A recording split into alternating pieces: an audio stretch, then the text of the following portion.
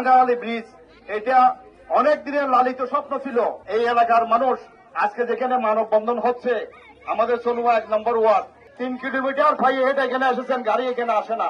দক্ষিণ দিক থেকে প্রায় 1.5 কিলোমিটার হাঁটি আসতে হয় এখানে আসতে গেলে, পূর্ব দিক থেকে 2 কিলোমিটার হাঁটি আসতে হয়। এখানে কোনো উন্নয়নের ছোঁয়া এখানে লাগে নাই। গত 17-18 বছরের মধ্যে এখানে কোনো কাজ হয় নাই। কেন হয় না?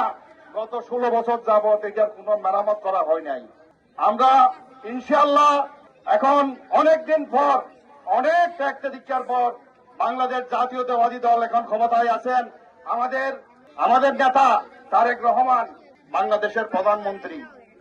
এই যে আমাদের পার্শ্ববর্তী ইউনিয়নের, আমাদের পার্শ্ববর্তী ইউনিয়নের সংসদ সদস্য, স্বরাষ্ট্রমন্ত্রী, আমাদের পার্শ্ববর্তী এলাকার সংসদ সদস্য, উনি এর আগেও রাজাখালীতে 2টা অনুষ্ঠানে এই আমাদের বাঙ্গাখালী ব্রিজের কথা বলেছেন।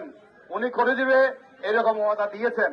আমি আশা করব ইনশাআল্লাহ এই বাঁশখালী সনুয়ার মানুষের প্রাণের দাবি, এই বাঙ্গাখালী ব্রিজ অবশ্যই হবে। আমাদের সনুয়া হচ্ছে সব দিক দিয়ে উন্নত, যেমন যোগাযোগ ব্যবস্থা, যাতায়াত ব্যবস্থা, একদম সব দিক দিয়ে।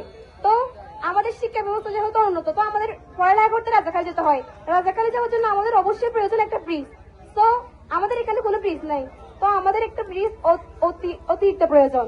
আপনি ওটা দিয়েছিলেন, আমি যদি নির্বাচিত হয়, আমি প্রথমে এই সনুয়ার রাজাখালীর যে বাঙালি যে যাতায়াত আছে ওটা আমি ব্রিজ করে দেবো। এটা সবাই জনসভায় বলছিল।